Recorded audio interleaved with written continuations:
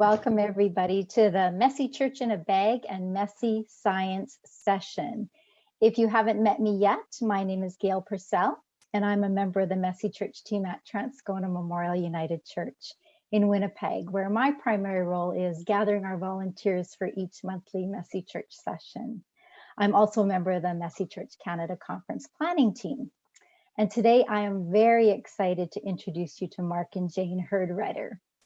Jane is a retired elementary school principal, and Mark retired as an instructor in geomatics from the BC Institute of Technology.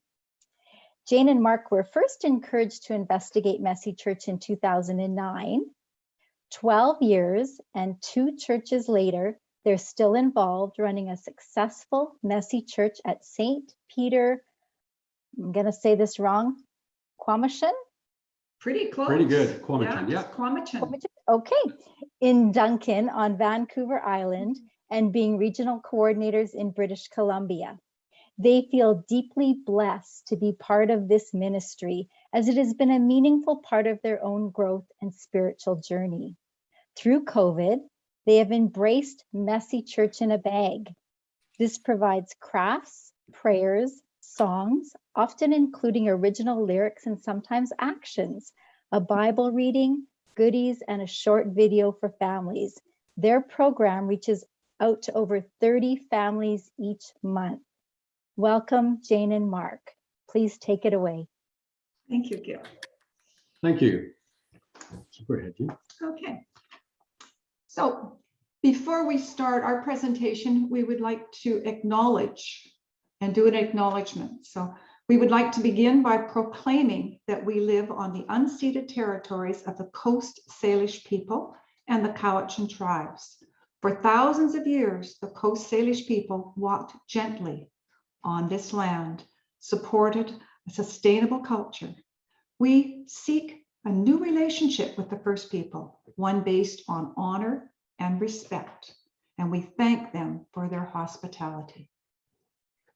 To start, we'd like to have a prayer. Creator of all, seen and unseen, we thank you that at this time we are able to share these gifts you have granted across space and time. We thank you for this opportunity, and we ask that our words and actions spark new ideas and visions in your faithful disciples. Amen. Amen. Now, a quick outline. Our plan is for this hour, because we're doing a whole hour, is to first talk about Messy Church in a Bag. They don't see that yet, but Okay. that's okay. We will show you. That's what the bag looks like. And we will show you the information we put in the bags. We'll show an example of crafts and examples of our pre-recorded celebration and songs. And we'll talk then about the software that we used, actually that Mark used. And we'll create crafts and info sheets. And then we'll talk about the software used. No, just the questions and answers. Questions and answers for the first section. That's right. Okay. In the second half of the hour, we're going to talk about Messy Church to science. And I'm going to kind of a little bit of talk about why including science is fun, sources of science ideas that we've used, and some examples that we have. I'm going to even try to do one live, so without a net. And then again, another question and answer period, if we can. Okay. Now, we're going to go now into the Messy Church in the Bag, and we'd like to show you a little video about why we started this. So I wonder, Graham, if you could run the video 01, why Messy Church in a Bag.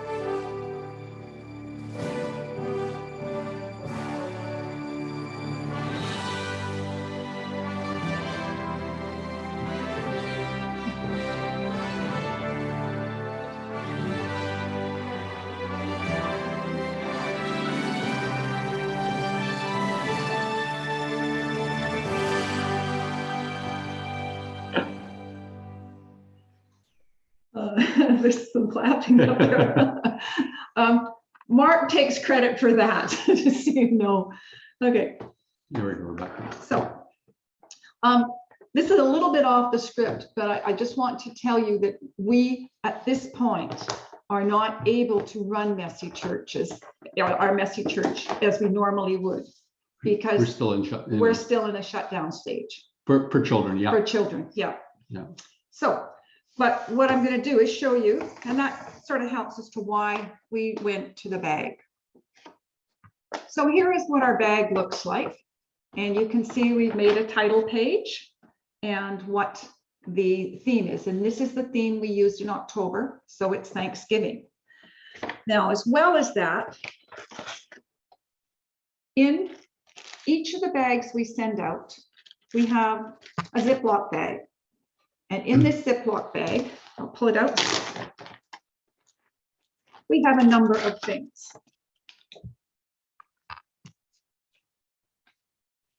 The first thing we have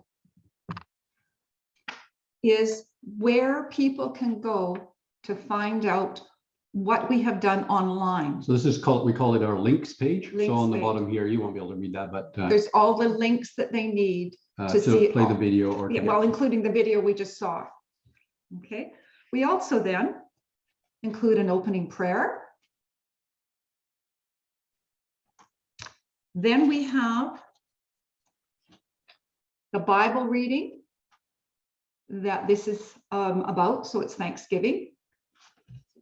We have before I do the closing prayer, this is one of the things that we use during our regular messy church and during messy church in a bag. And what we have is what our theme is for today, and then what the theme would be for this month, and then what the theme would be for next month. And we usually include two of these so that one is for the people we give it to at Messy Church, and then we ask each of them to take the second one and give it to a friend, and then bring the friend along for the next Messy Church. Okay, and then the last thing we have in here is a closing prayer. Okay, so that's the paper that goes inside each of our bags. And okay, so we've got that. The other thing we do is we put in 3 or 4, sorry, thanks, Mike, 3 or 4 crafts. With it being Thanksgiving, this is one of our crafts, and it's called Giving Thanks. And it's to make a card. So you can make a card. Here's your directions. So in each of our crafts, we have a direction sheet. And then you have whatever supplies you need. In this case, you have things to do with Thanksgiving. We also, when we hand these out, because that's what we're doing, is we're handing them out. We set up for an hour at the church. At the church, and then people come and pick these up. If they are unable to pick them up, then we will deliver them. And in fact, we're still delivering one of our Thanksgiving ones. A lady phoned and she said, "Oh, I forgot the pickup. Can you deliver this to my house?" And that's what we're going to do this weekend. And I think you were trying to mention that if the people require some extra crayons or glue sticks or anything like that, we don't give them out every time. We kind of have a box if they need to take them. Yeah. And look, the Bible reading for our Thanksgiving was the story of the loaves and fishes. So this craft is a food craft. So basically, it's baking powder biscuits in a bag, and instructions on how to make them. And yeah, and they're really good because the person that made these for us gave us a sample for Thanksgiving. And they were very, very good. The third craft. No, the third craft is the one I used. This is the one that Mark used. And so this particular craft, the end of last year, we did the rich young ruler. And so this one demonstrates another style of craft that we've developed. So basically what I've done is on this card, I've created a drawing of a building. And the idea of this was the camel and the eye of the needle. So this is the Eye of the Needle gate. And you can see it closes at 4 p.m. there. And so they cut this out. So this is one piece of card, and another piece of card goes into making this backdrop because it's like a movie set. We have to have it standing up. So I'll just put that down there and I'll tip the camera down so you can see it. And then we have the camel. So here's the camel. And it's simply a tent folded card with a piece of Hot Wheel, a piece of like a clip art. And then we have a Hot Wheel car that we tape underneath, you see. Now, originally, when I designed this one, I designed it to be a big craft for in the church where we could have some long slides made out of cardboard tubing, and this was a whole cardboard box that they had to decorate, right? But for the bag, we got this idea, and so it still works great. You can still try and get the camel through the Eye of the Needle. Yay, There I it did goes. it. So that you can get your camel through the Eye of the Needle, especially if you unburden the camel so he's not full of baggage, of course. Yeah, so that was that one. Next one. I've got one more thing. No, I haven't finished yet. Okay, sorry. We did another one. This was about the fishes of men, where Jesus finds the fishermen and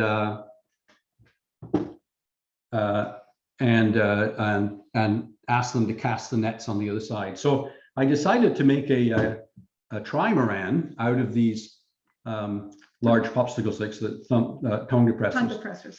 And I had to cut little notches in them, but then we supplied elastic bands, and then they could assemble these.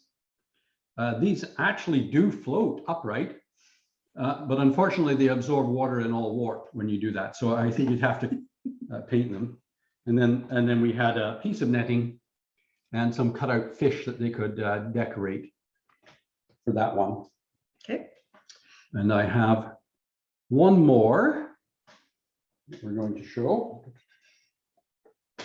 And this was for one, we call it the lost sheep. So we got a few parts.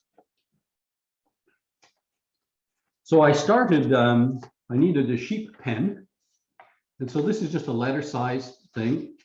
And I've made a thing like this, and we can cut out the corners and fold it up to make a sheep pen. Here's the sheep pen finished and glued together. So I show it up. No, I think we can see it. Okay. And then again, clip art in these tent forms, a little bit of glue stick, and you can have sheep and goats. I have lots of sheep because one of them was lost.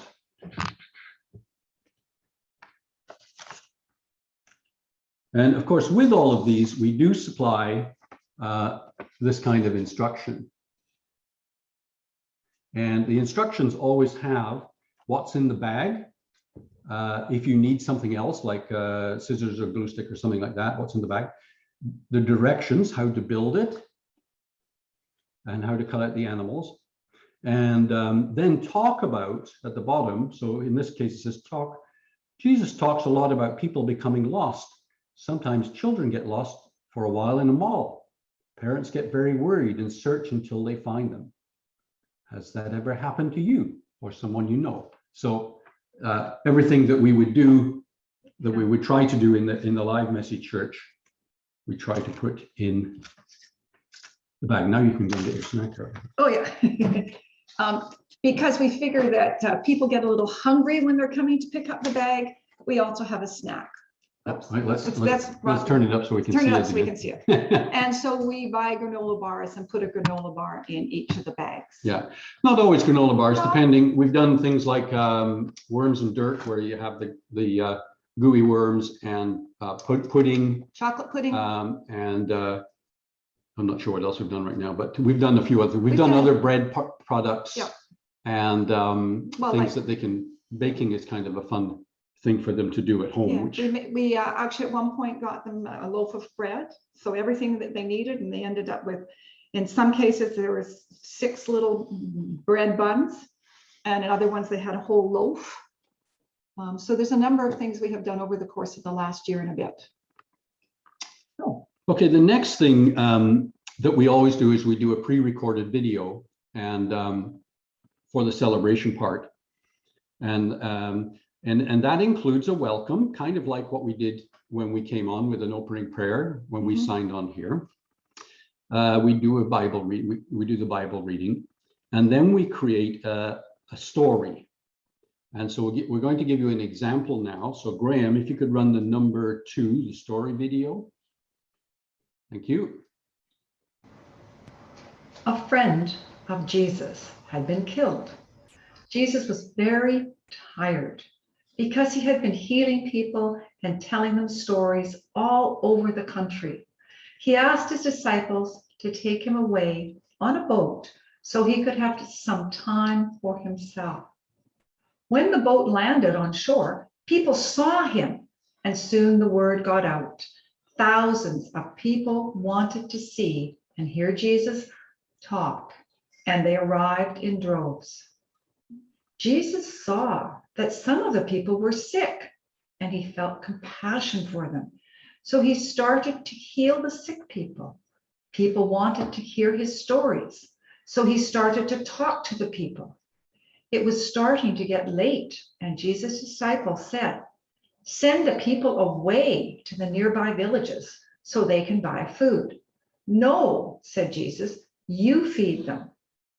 The disciples did a quick survey and came up with 2 very small fish that had been caught by a little boy and 5 small loaves of bread. "There is no way we can feed the crowd with this little bit of food, and we don't have enough money to go to the village and buy more." Jesus asked all the people in the crowd to sit down. He then took the fish and the loaves and blessed them. Then he looked up to heaven and thanked God for the gift of food.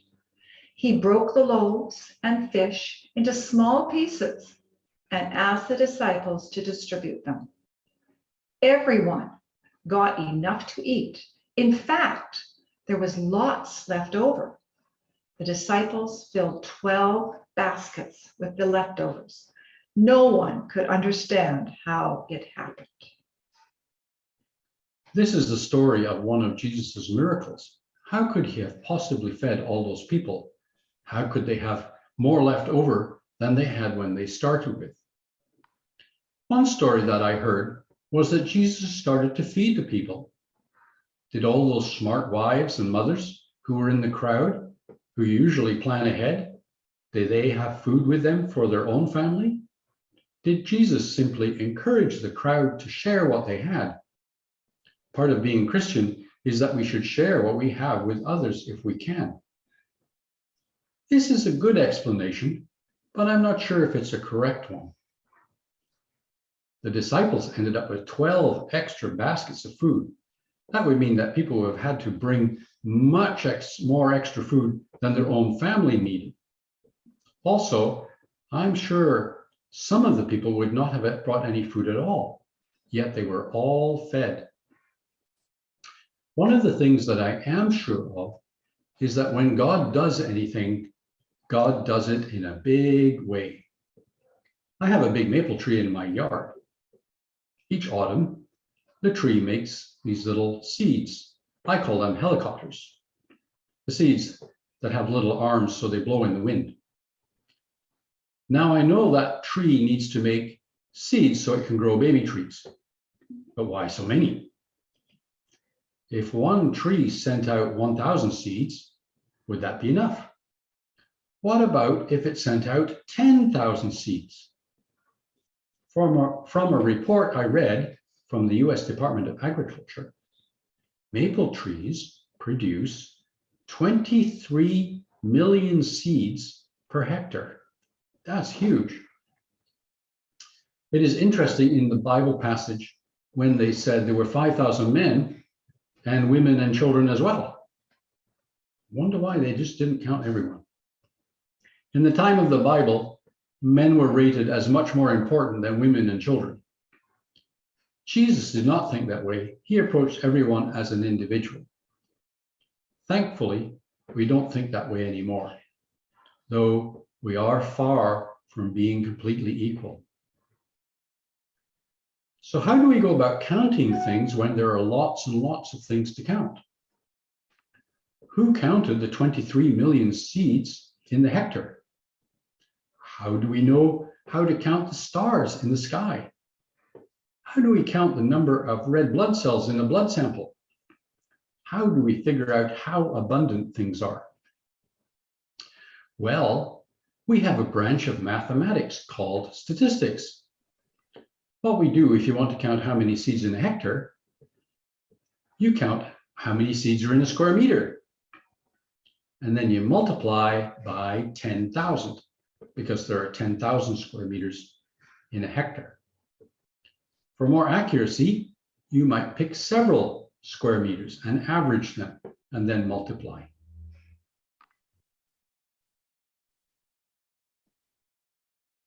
I think that's it. Okay, we're back again, I think. Yep. Thank you, Graham. Mm-hmm. There we go. Okay. More on that a little bit later.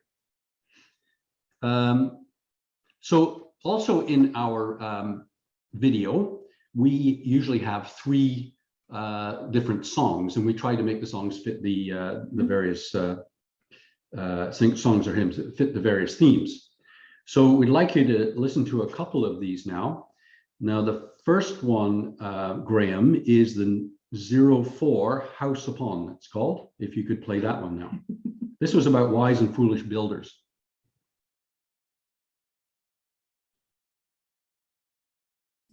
Stand up. That's right, no. No. And yes, this is it. And this is the house they're building across the street from us.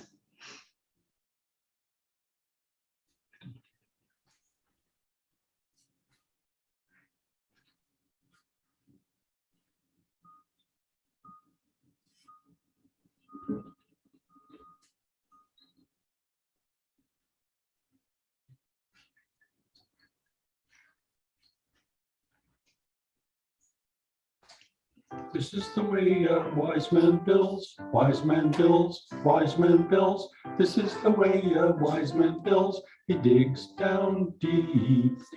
This is the way a wise man builds, wise man builds, wise man builds. This is the way a wise man builds, he builds on a rock.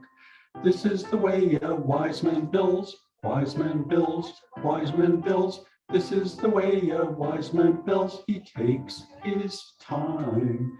This is the way a wise man builds, wise man builds, wise man builds. This is the way a wise man builds, till his building's done. This is the way a foolish man builds, foolish man builds, foolish man builds. This is the way a foolish man builds, he builds on sand. This is the way a foolish man builds, foolish man builds, foolish man builds. This is the way a foolish man builds, he builds it quick. This is the way a foolish man builds, foolish man builds, foolish man builds. This is the way a foolish man builds, he finishes first. That's gonna be crazy. House on the stand, it didn't last long, didn't last long, didn't last long. The house on the sand, it didn't last long, it fell with a crash. The house on the rock stayed upright and strong, upright and strong, upright and strong. The house on the rock stayed upright and strong and survived the storm.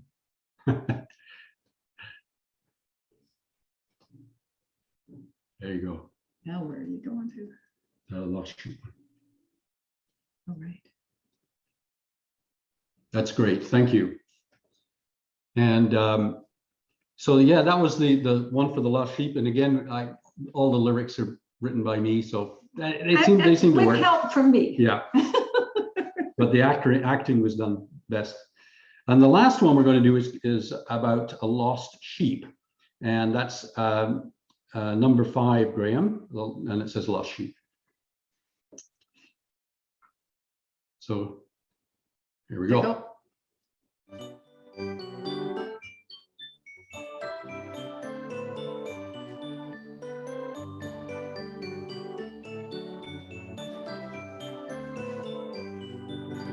Oh, where has my little sheep gone? Oh, where can he be? With his ears cut long and his tail cut short. Oh, where can he be? The shepherd brought his sheep all home and counted them one by one. He counted and came up short. Oh, where has my little sheep gone? The shepherd went out to look for his sheep. He looked and he looked and he looked. He looked high, he looked low, he looked round, and found him using his crook. The shepherd brought the lost sheep home and called to all of his friends. My sheep was lost, but now is found. A party invite I'll send. Here we go. Thank you, Graham.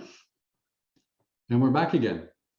So yes, so that's basically the package. You know, there'll also be after that there's a goodbye and a closing prayer, and then we sign off. And so they can watch that at their leisure whenever they happen to be doing the Messy Church in the Bag.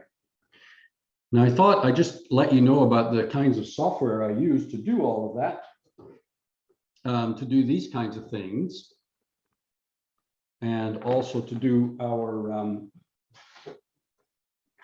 things like these,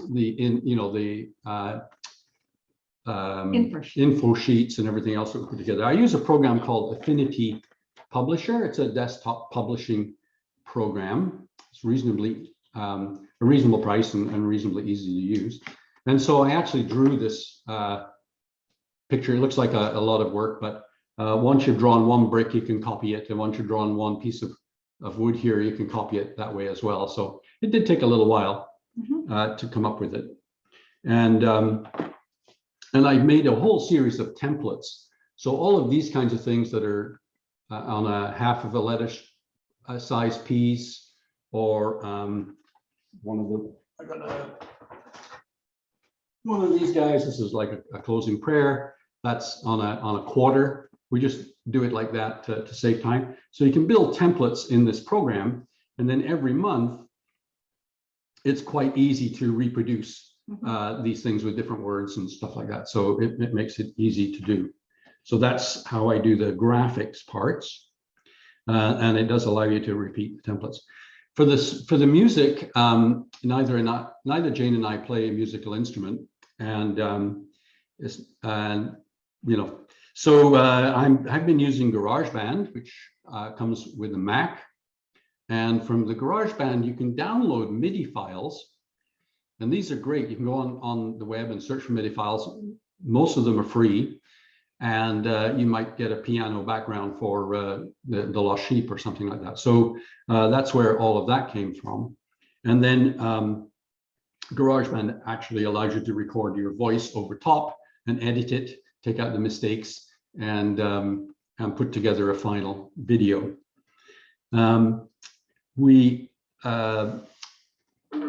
For ones that had the still pictures in, like the sheep one there, that was put onto a program called Keynote, which is like PowerPoint, and you can put the words up there and pictures and the music, and then it just simply has export to video, and so you get a video.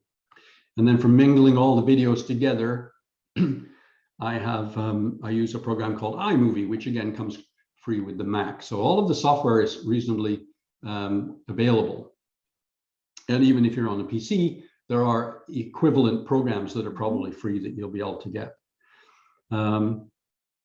Now, we thought we'd spend a few more minutes now just basically talking and asking people if they have any questions about what we're doing or how we've done anything. And I'm just going back to sort of the grid view. So does anybody have any questions about Messy Church? First of all, how many people are actually doing Messy Church in a Bag? That would be interesting to know. Anybody here? No. We've done some variations on it, but I do have a question. Can you tell me the name of the publisher again that you use? I couldn't find Finicky. I was going to put a link up. It's Affinity. Affinity. Yeah, it's made from, they're England. I could send you a link. You just put it in the chat later. Yeah. And Barbara asked in the chat, what kind of feedback have you had? That's a good question. You know, it's a little bit tough to get feedback from the people who are not there. That is one thing that we kind of have as a con. On the other hand, go ahead. Okay, on the other hand, we got what we do. So I'll just say is we get the bags all ready and we put them just outside the door and we're there, and then we hand them out. And we basically ask the people, you know, if you really enjoyed it, please get back to us.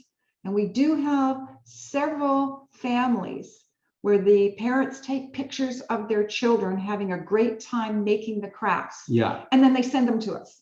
And of course, we get very excited when we see some of them because you can just see that the children are having such a great time. I especially like one. We have this one young man who's very hyperactive, and it's so neat to see him. Even something that we required a great deal of cutting out, and he's got it there, and he's holding it up to show us, you know, in the picture. It's fabulous, and those are the ones his mom sends, so it's pretty good that way. Yeah. One of the cons we're finding is that because we're doing it most of the work ourselves, we're finding that it takes a bit longer to prepare for Messy Church Than a live one. Than a live one does, because we have, you know, up to 10 people helping us with the live one.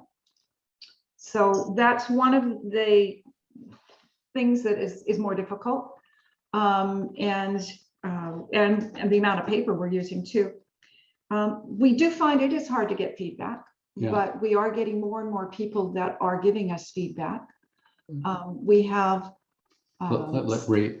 Okay, sorry. Somebody. Yeah. Sorry, no. I That's was okay. just going to ask you how many families that you hand out bags to, and Sure. and you hand out multiple bags, or if the family has 3 children, you just put enough in for 3 children to do the craft, or? No, everybody who wants one gets a bag. So sometimes it's just the children. Sometimes it's the parents as well. Yeah. That get bags.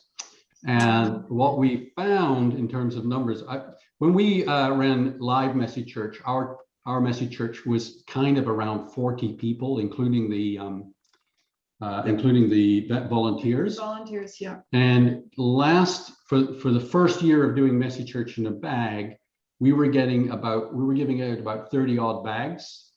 And so we figured that, including parents, was about the same number. Now, they weren't the same people. We actually added some new people who just came along and wanted a bag, right?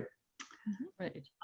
One of the issues, or one of the things that happens, which is very exciting for us, when we first started doing Messy Church in a bag, we had a grandmother, and she also came to our live Messy Church, but we had a grandmother who came, and she brought 7 grandchildren, and the 7 grandchildren belonged to 3 different families.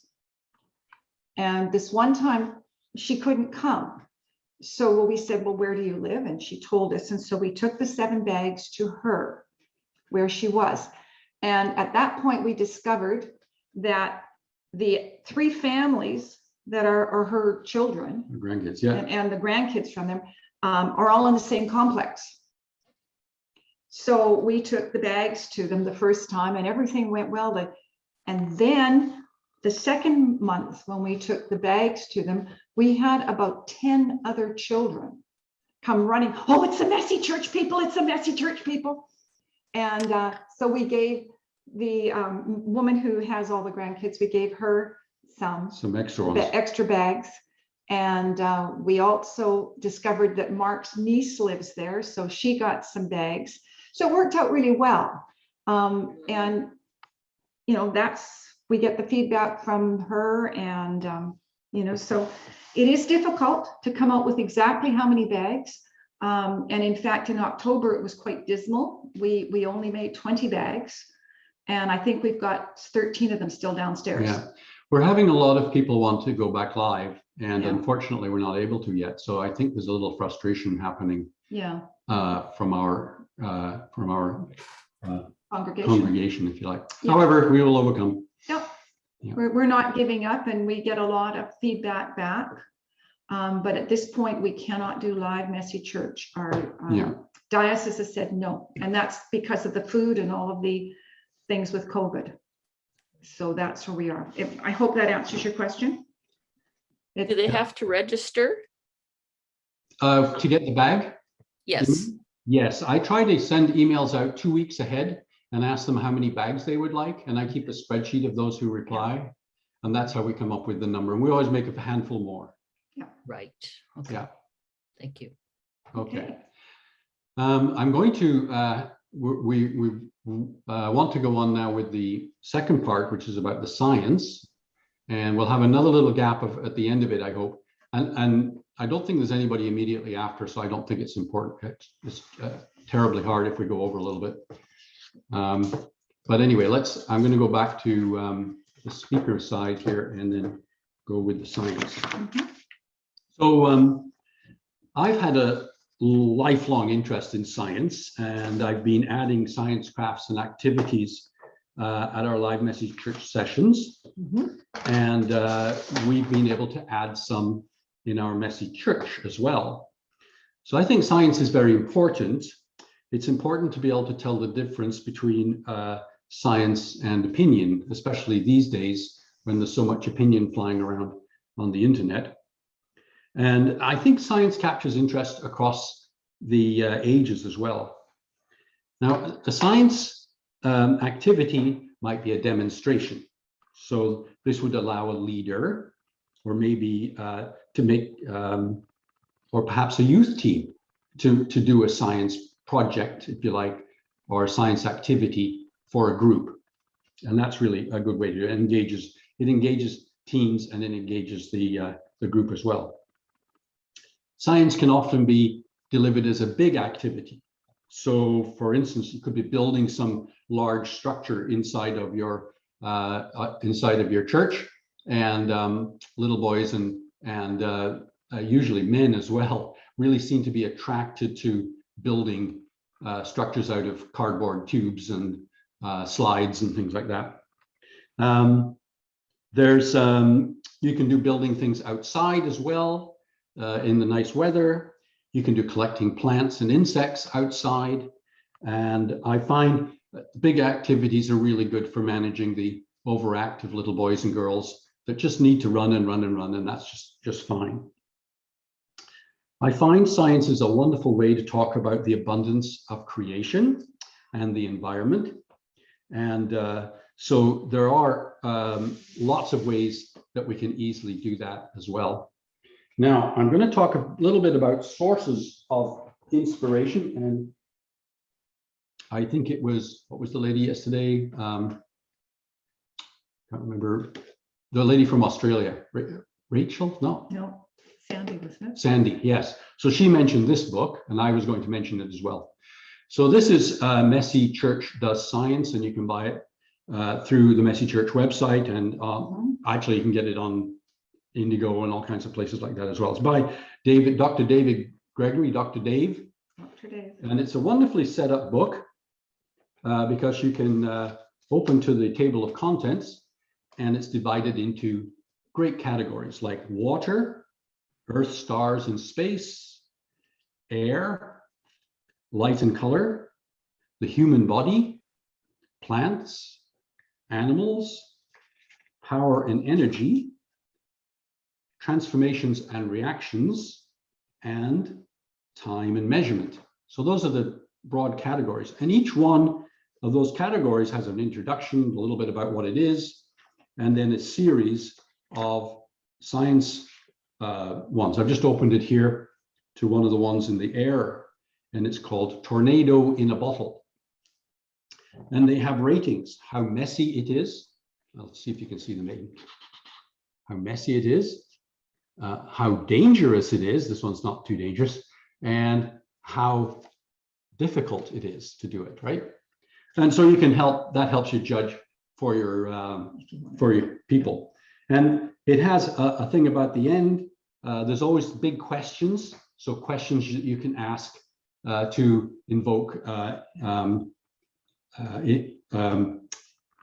things for the kids, and even Bible verse references for that particular one. For instance, this has got Bible stories about storms, like when Jesus stilled the storm in Mark. And so it gives you the Bible verse for those things.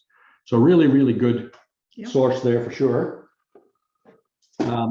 There's also Dr. Dave has a Messy Church Does Science YouTube channel with more science experiments. And I was just watching one the other day about how to make a rainbow with a cell phone and an old CD. Yeah, why not, right? So that's really great. And you can do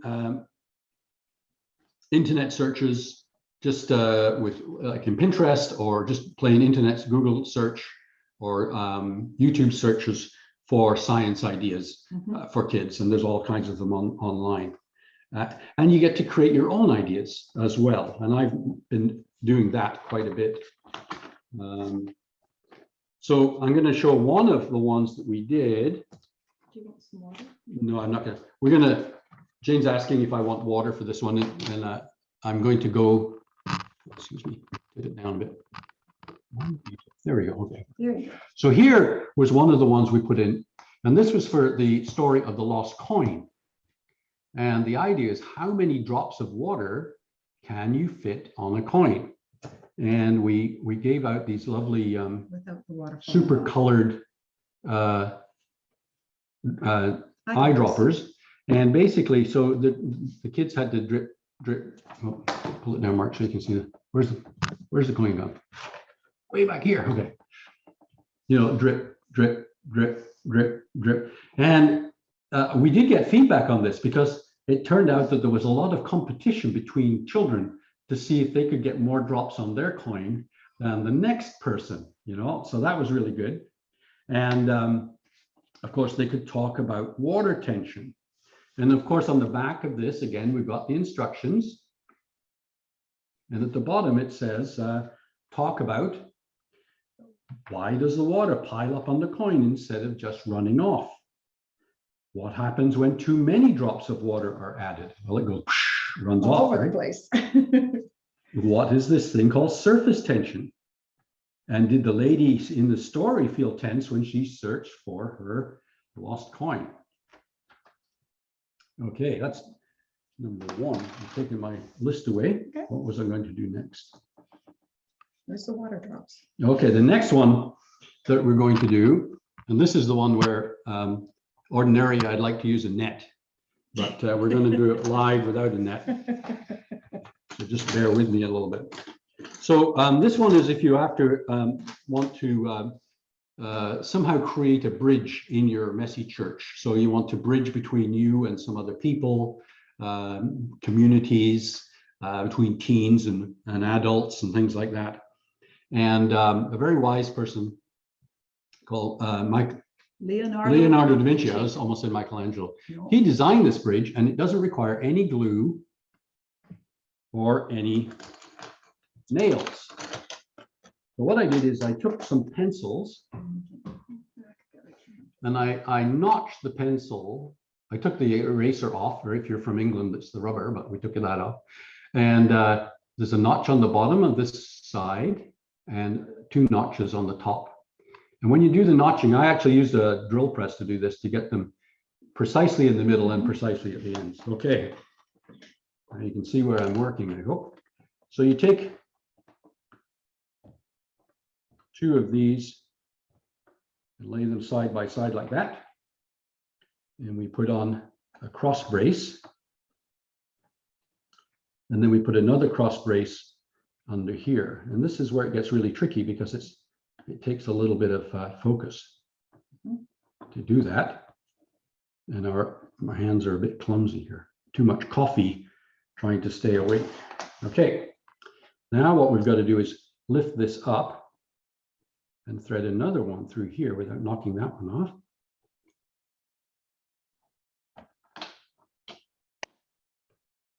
You got to breathe. Or not breathe. Okay, we're starting to form a bridge, see? Leonardo da Vinci was really quite a smart dude, you know. Mhm. Everybody's being really quiet. We're all worried it's going to fall down, right? Yeah, so each time I put the middle one is up and this one is down, and I lift this up and I have to hook it on that side, which I can't really see because my hand's in the way. And I've got to get another one out quickly and hook that one on that one. Okay, we're still in the game. Now, one of the things I like about this guy is you could actually use pencils like I'm using here. You can use those big wide tooth depressor things, tongue depressors. Or you could make it out of say 2 by 5 foot long, 2 by 3s or something like that. Yeah. And then it could be an outside one, an outside kind of craft, a big craft. And then the kids can actually climb on it as well. Mhm. Okay, I managed to do it. Now the amazing thing, no glue or anything else, but I can press on this really quite hard and it's really solid this way, right? It's a great bridge. And now we don't make bridges like this anymore because although it's very, very strong this way, I could put several kilograms of weight on top of this.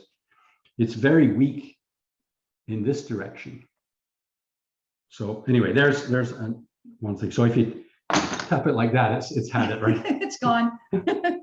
Okay, we're still here. That's fabulous. Thank you. When your kids get bored of that, I'm sure if you put those pencils into a bag, Yeah, some messy church is going to want to borrow them. Oh, When yeah. knowing that you have precision notched them. yes, indeed. Okay, I've got to get out another little thing here. My Yeah. next one, this one is to go with the counting the seeds from our counting the seeds from Our maple tree. our maple tree. You know, I was mentioning the seeds, yeah. So what I did is I actually designed it for leaves, this one. And in this craft, I've got Here's the third craft. this is the third craft, yeah. I've got a 4-meter piece of rope here. I've got 4 metal stakes like this. And what I asked them to do is to go out into the woods somewhere and find a tree that's dropping its leaves. And there you can see I've laid out the string on the ground into a square meter. And you can take 1 or more children out there and they can start picking up leaves. And I asked them to put the leaves into piles of 10 because kids really like to do that. And I did this with my grandkids, even like a 4-year-old and a 6-year-old. And they really got into this. It was just crazy. And they started piling up the leaves and we could count how many leaves in the tree. And you can then multiply it to find out how many are in a hectare. Or in this case, if you have some older kids, you could measure the distance between the tree and the edge of the leaves and ask the kids if they could figure out how big a circle, what's the area of a circle with that radius, you know? So maybe they'd have to look that up and calculate that to calculate how many fell out of that one tree. And the one of the things I say is we talk about the world of abundance, and this is the closing prayer that goes along with this craft. After we have counted the leaves, it's now time to think about our blessings. How many things can you think of that you feel thankful for? In these challenging times, counting our blessings is good for our self-care. Count your friends and your family. Think about the food you like to eat and the water you drink. How about your house, the furniture, the toys? Count those times when you've walked in the forest or been to the seaside. Count your teachers who help you learn. Do you have hobbies? Do you like sports or books? Do you like art and dance? when you finish counting, multiply that number by how many days you've been alive. It's amazing how many blessings are heaped upon us. So that's good. Now I have one more. One more. So actually, I need, What do you need?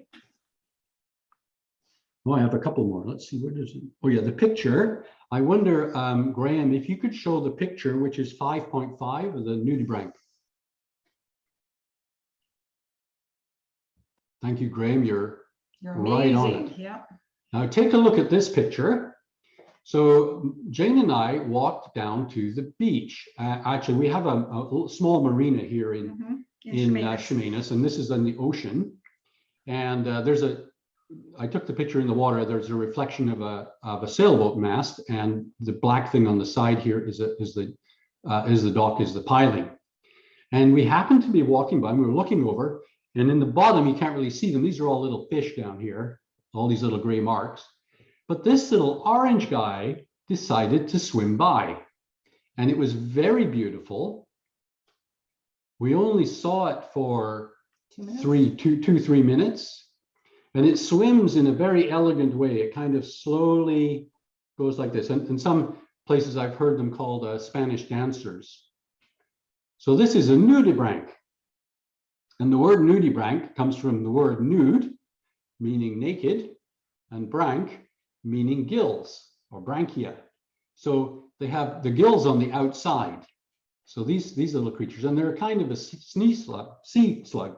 And I was mentioning, this is my wise old age. This is the first time that I actually ran into one of these creatures.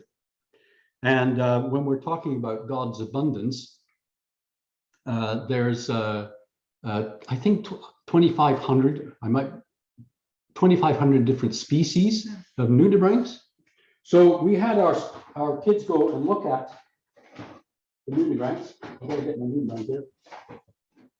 And then we cut up some really bright, colorful card and ask them to build their own nudibranch, because they're all different shapes, and you can be as wild as you like. And they're wild, wild colors. And when this is over and you've got a few minutes, go onto the internet and look up nudibranchs, and you'll be amazed at how many different kinds there are. Okay. Now, the last one we're going to look at, and this is kind of delivered as a, how did I describe it earlier on? A demonstration activity. So my vision for this, I like astronomy, and I like to take pictures with my telescope and things like that. And we were doing the Christmas story. And so I thought it would be interesting to do a little look at the Star of Bethlehem. Now, what I did is my thought was this might be a good thing for teenagers to do as a demonstration. We did it as a demonstration, but I can see teens doing this. So you'd need a little piece of software for a computer or for an iPad or a different tablet. And there's lots of them around. They're called planetarium software, where you can display all the stars in the sky. And the thing about these things is you don't have to just display it for your current time. You can roll it back in time to BC, maybe middle of the summer. So that's what I did. And now I'd like to show you the video. So this one, Graham, is the 06 Christmas star final one there.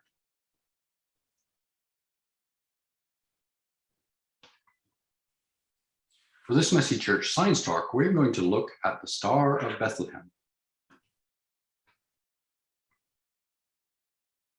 A reading from Matthew. After Jesus was born in Bethlehem in Judea, during the time of King Herod, Magi from the east came to Jerusalem and asked, "Where is the one who has been born King of the Jews? We saw his star when it rose and have come to worship him." What was this star? How would the Magi know it was the star of a king? My name is Mark Hird-Rutter. I'm an amateur astronomer, and I live on Vancouver Island in British Columbia, Canada. I live in a small town, but even here we have lots of light pollution. There are street lights, and now everyone seems to want to add multiple LED porch lights to ruin the view. However, if I drive about 50 kilometers west of here, I get to a point where there are no lights. The sky is magnificent. You can see thousands of stars, and the constellations stand out clearly. Imagine if you were Magi. No lights at all. I'm sure these people were very interested in the stars and could see patterns in the sky and the planets moving. The word planet means wanderer. That is because the planets seem to wander through the stars, sometimes going one way and sometimes going the other. This picture shows Venus from my backyard. You might notice Venus this evening. As of May 2020, Venus is super bright and in the west in the evening. It is even bright enough to be seen in the daytime. Jupiter is also very bright. In a dark site, I have seen my shadow cast by Jupiter.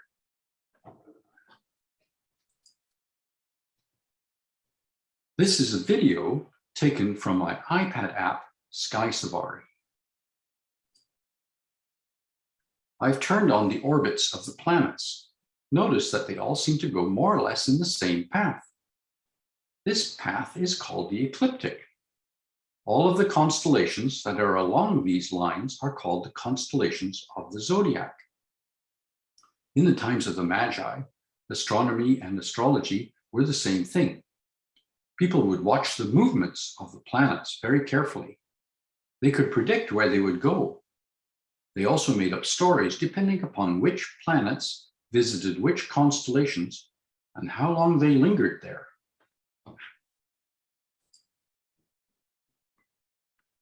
The planets don't always go in one direction. Sometimes they back up. The line with the dates represents the position of Jupiter over a few months.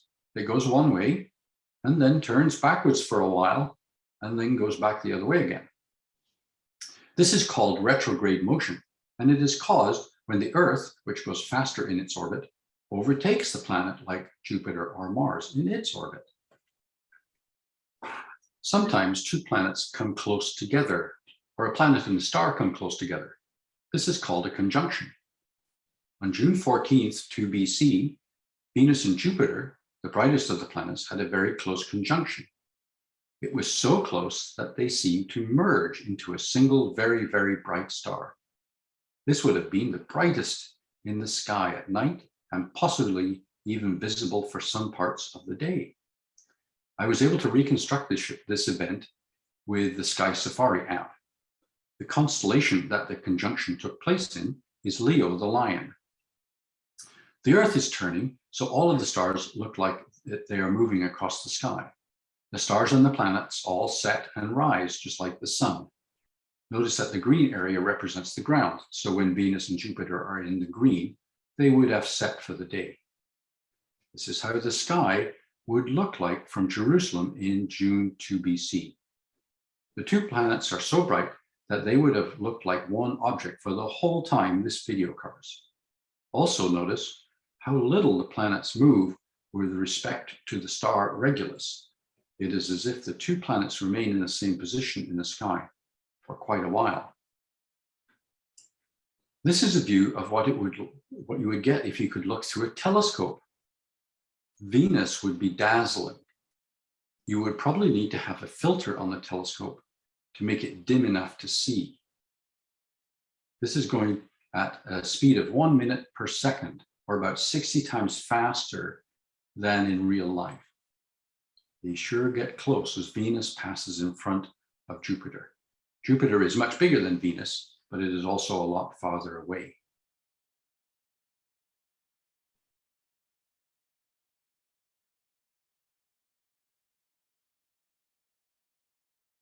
I think I kept this one too.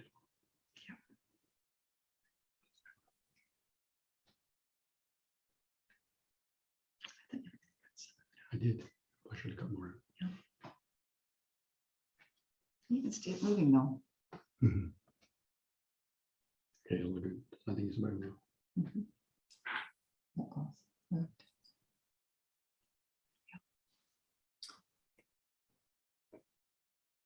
After they had heard the king, they went on their way, and the star they had seen when it rose went ahead of them until it stopped over the place where the child was.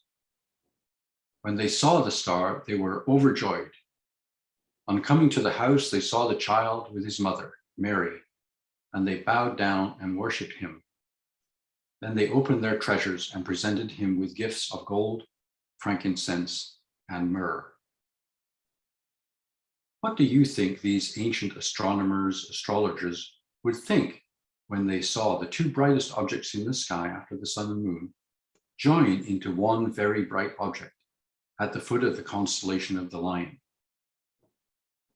They would have been sure that this kind of very rare sign would have meant that an extraordinary event was happening.